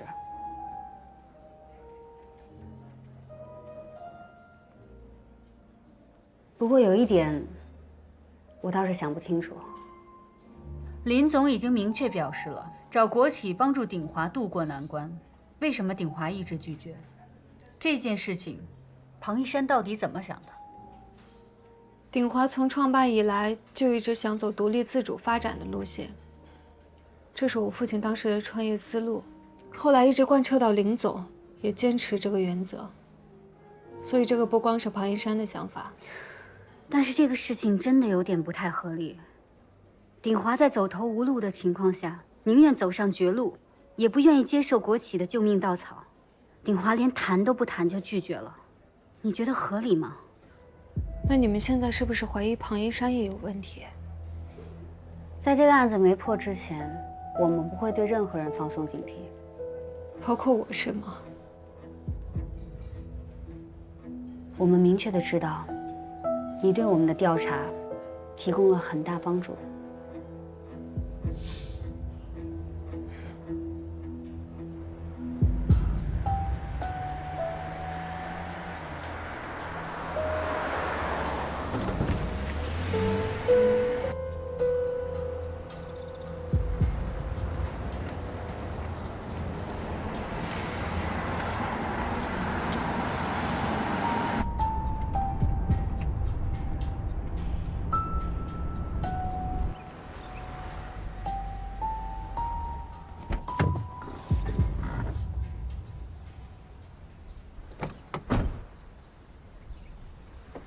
就这儿来，让我一顿好找，这地方连个门牌地址都没有。这块地方应该是待拆迁的吧？南溪镇已经作为开发区并入双清市了，大半个镇子都要拆迁。樊德伟出狱以后，一直在附近工地打零工。我打听过了，他基本上就没有不喝醉的时候。工地上的人也不敢让他干什么危险的活儿，就是和泥搬砖什么的。他人现在在屋子里吗？我看着他拎了瓶白酒进去了，差不多1小时以前吧。酒后吐真言。走吧。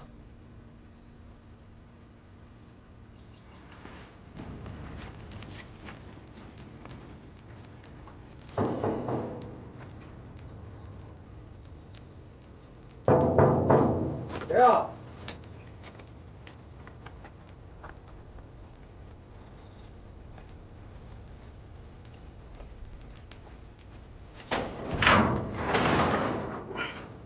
干嘛你们？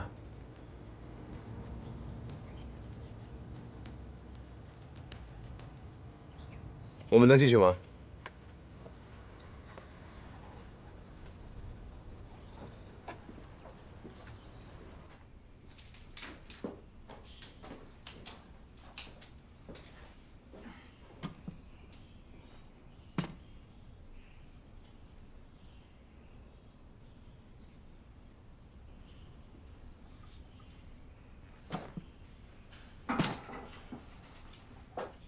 潘先生，我们想问你几个问题，需要你配合一下。你笑什么？我活了这么大了，只有你们审过我的人叫我樊先生。你平时一个人住啊？嗯。出来之后没找你老婆？我们没结婚，那不是我老婆。她没来找你？我是杀人犯，她疯了来找我。当年的事情你还记得吗？坐牢坐的脑袋不太好使，有什么问的呢你就问我，我能想起来就一定告诉你。啊。出车祸之前你做什么工作？送货。给谁送货？青阳区附近的小超市，谁家订货我就给谁送。出事儿的时候你也在送货？嗯。送货还喝酒？心情不好。为什么心情不好？问！10年前你们就这么问我，我牢都坐完了，你们还来问？我是撞死人了，杀人偿命我懂。你这个人有命啊，拿去啊！坐下。注意你的态度，我问什么你答什么。当年的审讯记录我都看过，你现在说的话有半个字对不上，我就能听出来。丫头病了，没法治也没钱治，她活不成我也不想活，我就想还不如喝死算了。我早上起来就喝酒，白天干活也喝，喝困了我直接就睡了。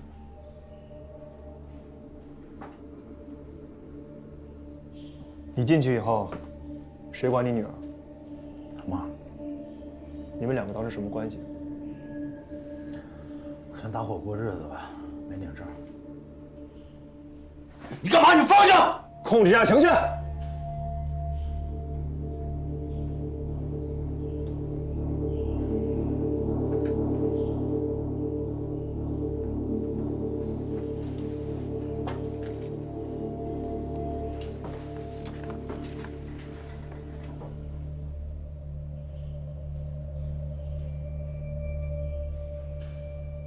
最后几个问题，问完我们就走。是关于你女儿的事儿，希望你不要介意。介意你们就不问了是吗？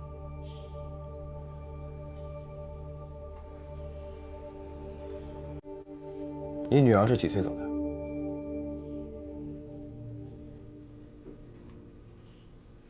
？11岁。那她是在几岁的时候做的手术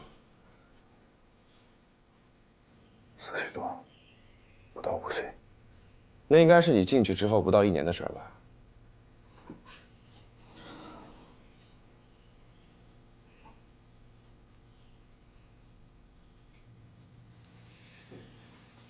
我们暂时没什么要问的了。你最近不办加班？什么时候才有什么时候办。好，我们会随时再过来。打扰了。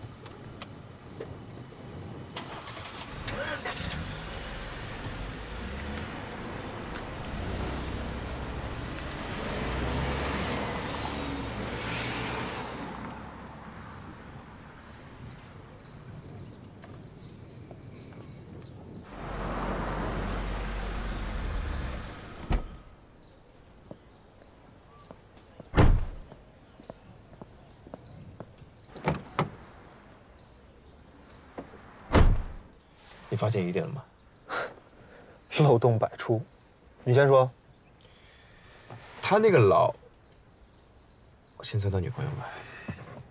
首先，他在他们2个人的关系上撒了谎。樊德伟一再强调，他入狱之后没有跟对方有过任何接触。我记得叫李芳是吧？对。照片上的人是李芳跟他女儿，这个小姑娘看上去应该有10岁左右，很明显是他入狱之后拍的照片。那么如果没有任何接触的话，照片哪来的？啊，当然了，也可能是寄给他的。不排除这种可能性。但是我在进屋子的时候，我发现了一个购物袋，里面有很多没有拆封的生活用品，洗发水、搓澡巾、洗面奶。洗发水和搓澡巾也就算了，洗面奶。至少说明这个东西是别人给他的吧？李芳，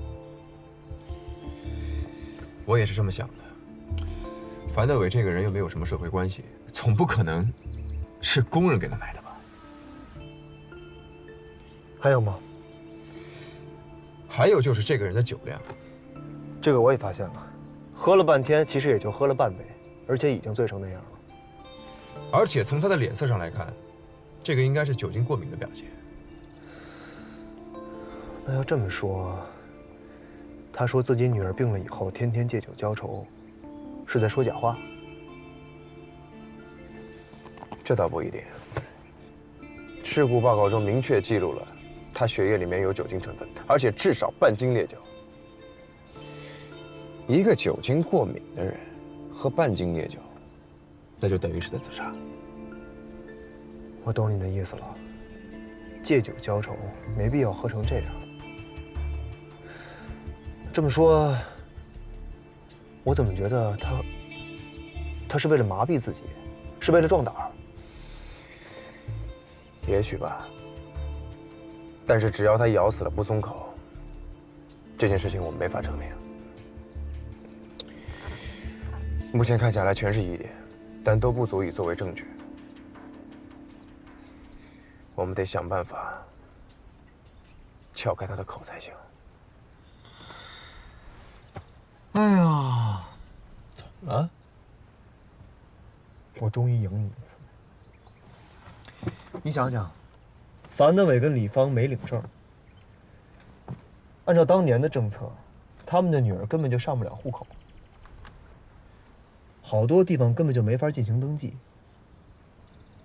那他是怎么？那他是怎么登上那个慈善机构的名单的？对，再幸运你也得登记过才行啊。可以啊，你懂我。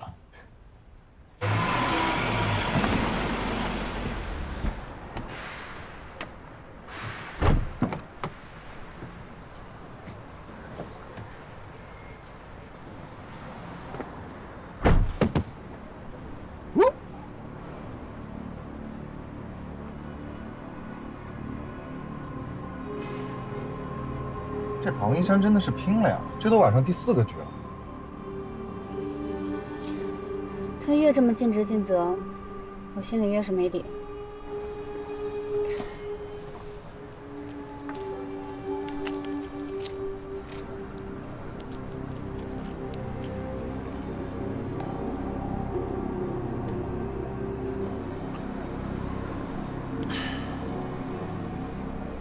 我缓一下，别让人看出我喝多了。康康，你说这庞一山要是真有问题，完全没有必要这么低三下四的找钱啊。哎，不过也说不好，万一他这是种伪装呢？说不好的事儿太多了，咱都不能拿来当证据。现在还有谁没上场？还有小李。小李，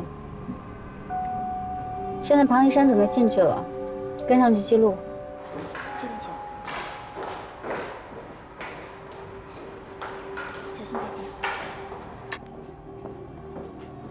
这边。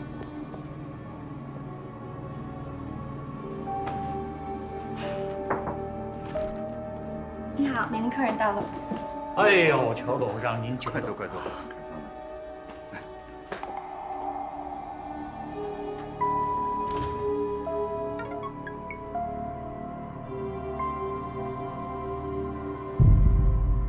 这有什么人物啊？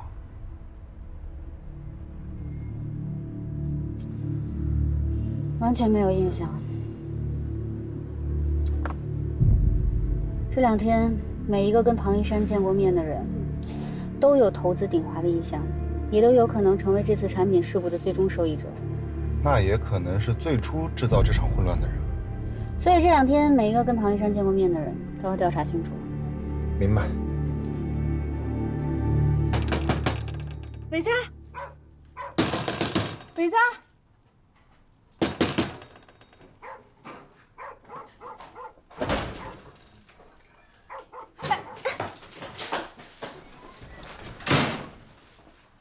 你干嘛呀？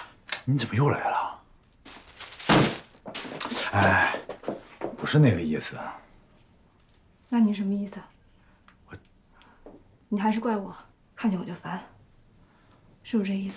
不是凤，你最近别来看我了，我在这住不了几天了，我要搬到一个新的地方去。等到那以后，我给你打电话。你怎么了？行了，别问了，等我电话啊。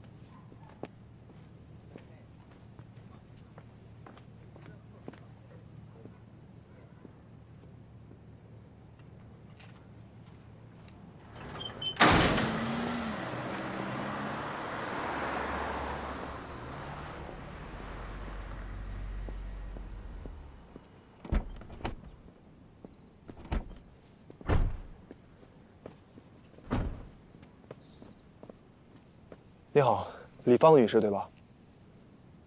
对。别紧张，我们没有恶意。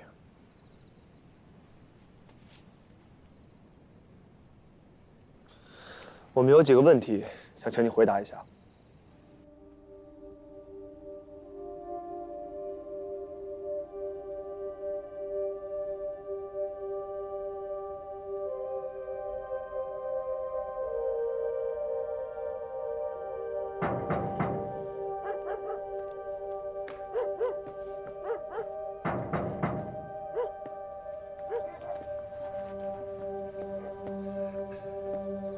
我说你又回来干什么你？干嘛你们？没完了是吗？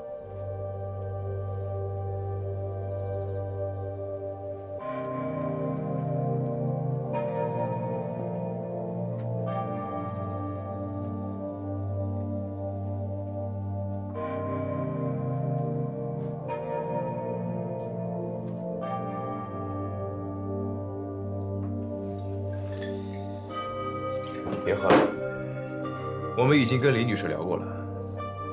看来你告诉她的并不多，但是很多事情瞒是瞒不住的。你都跟别人胡说些什么？李芳女士，你不用回答他。樊德伟，我们是来找你问话，我们问，你答。你进去的时候，有没有想过，有可能再也见不到你女儿了？最开始的时候想过，但是后来听说做了手术，做了骨髓移植，能活，我就想着出来第一件事就是去见她。但是没想到，你说的骨髓移植，其实更准确的说叫造血干细胞移植。你对这个了解多少？但是说了，移植了就能活啊！他们在骗你，因为这种手术效果最好的是同基因细胞移植，也就是说，如果你的女儿是双胞胎，移植的成功率会很高，再差也得是亲兄妹。父亲跟母亲单方面的基因是不能跟子女匹配的。不可能，他们说了是正规手术，手术是正规的，医生也是一流的医生，但是这中间的流程是有人做了手脚。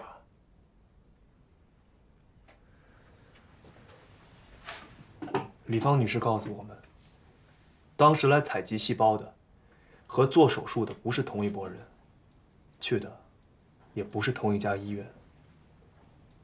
你懂什么意思了吗？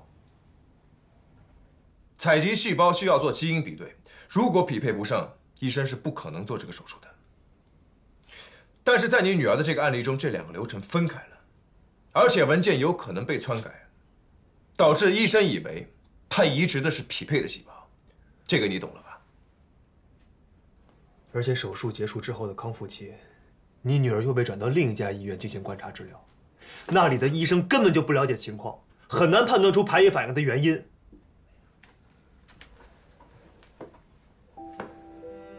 樊德伟，你知道排异反应的时候，人有多痛苦吗？他们不可能骗我，治不了就治不了，他们怎么可能还一丫头？因为他没有封你的口，不做手术能封你的口吗？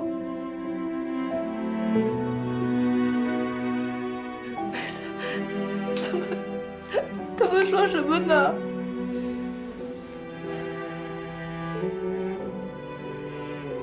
问吧，想问什么，你们就问吧。当年的那场车祸，是不是意外？车祸不是意外，但是没想到我把人撞死了。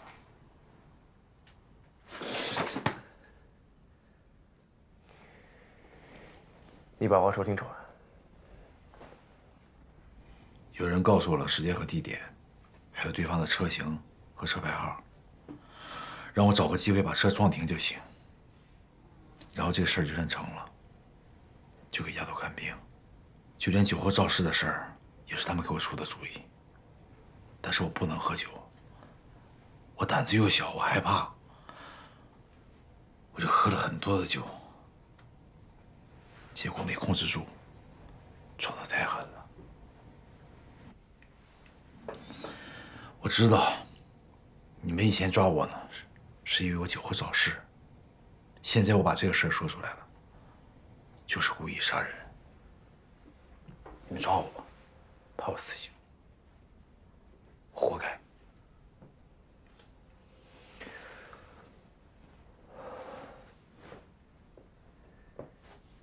指使你的这个人，到底是谁？我真是记不住了。那天我看我女儿出来，我听见有人叫我，长什么样子我实在想不起来了，我只知道是个老头。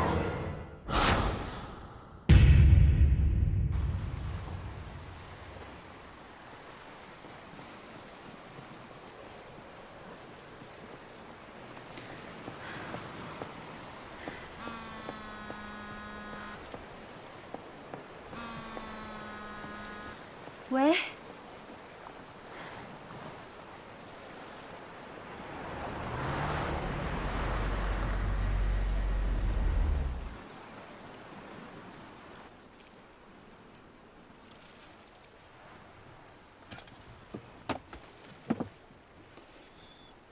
去吧。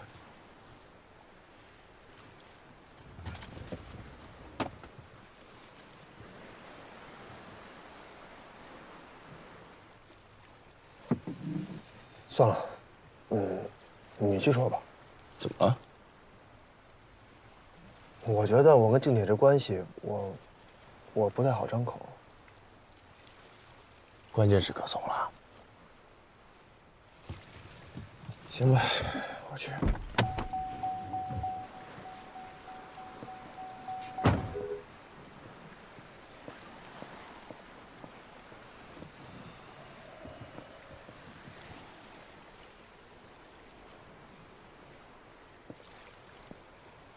什么事儿啊？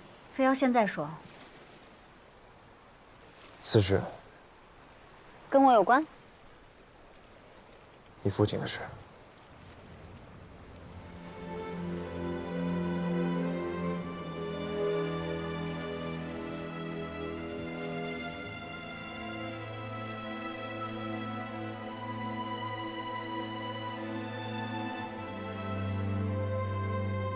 人在哪儿？我跟杜某已经将他带回了市区。你干嘛？规矩你知道的，你不能参与审讯。放开！安静！你放开！你去了又能怎么样？你别管我！别管我！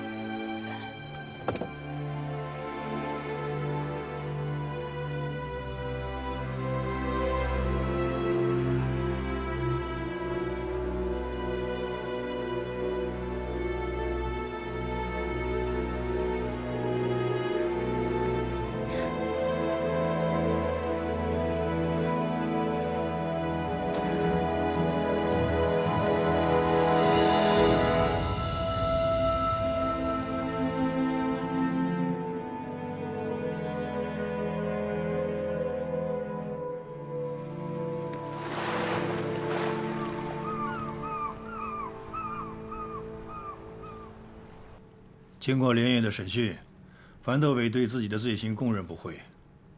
但是指使他的那个人，没有名字，没有照片，无从查起。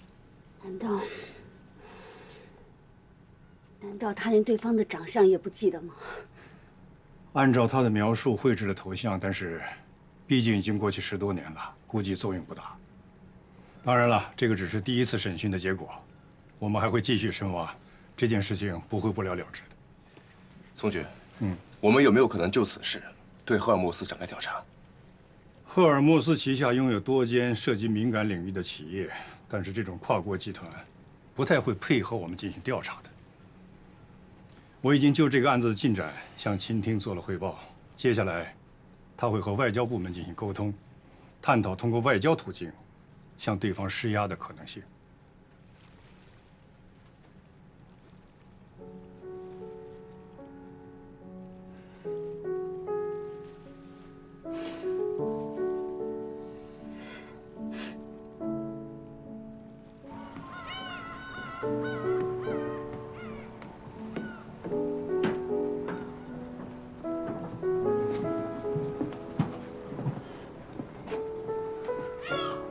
你现在去鼎华？对，现在鼎华是非常时期，请这么长时间假，已经是极限了。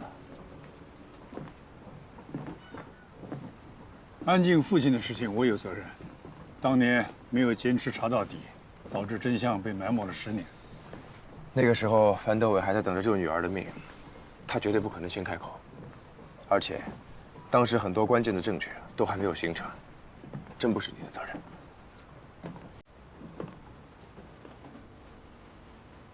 查清楚真相是对牺牲的战友最好的慰藉。马上，多谢了。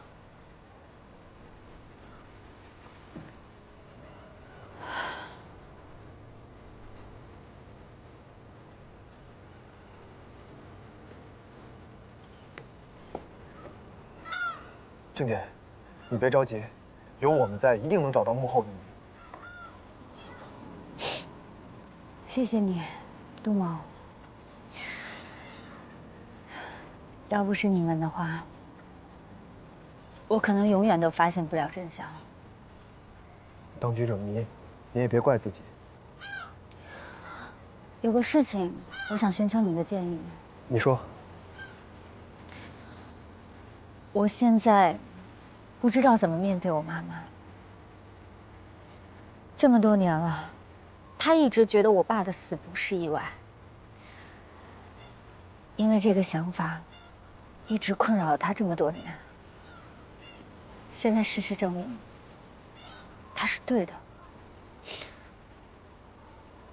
我不知道要怎么告诉她真相，因为我觉得不一定是好的结果。你是怕苏阿姨再受刺激？其实我也有想过，要不要现在就把真相告诉你。我也担心这件事对你的影响。不过马上跟我说，你是成年人，有判断能力，也有知道真相的权利。我觉得苏阿姨是一样的。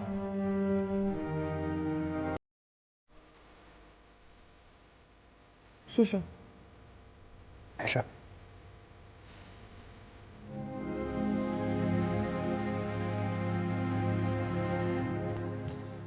马总好。马总好。马总好。最近的事总算解决了。是啊，终于办了。是啊。你聊什么呢？马总好，您不知道，庞总找到注资鼎华的公司了。苗总，哎，怎么没人通知我开会啊？我也刚接到通知，你不是请假了吗？这好消息来的也太突然了，是庞总找的人？可能是吧。哎，那是什么公司啊？靠不靠谱啊？你来都来了，等会儿开会不就知道了？我这不是心急吗？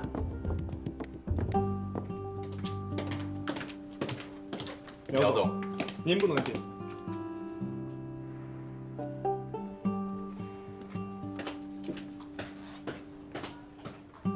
我是人事部主管，马上。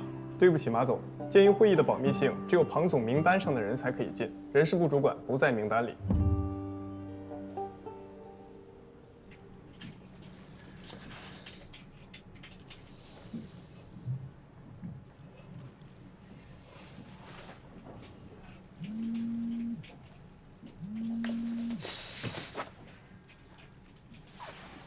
马上。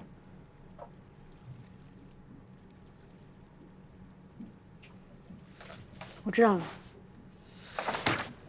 鼎华那边正在谈判，有人打算注资，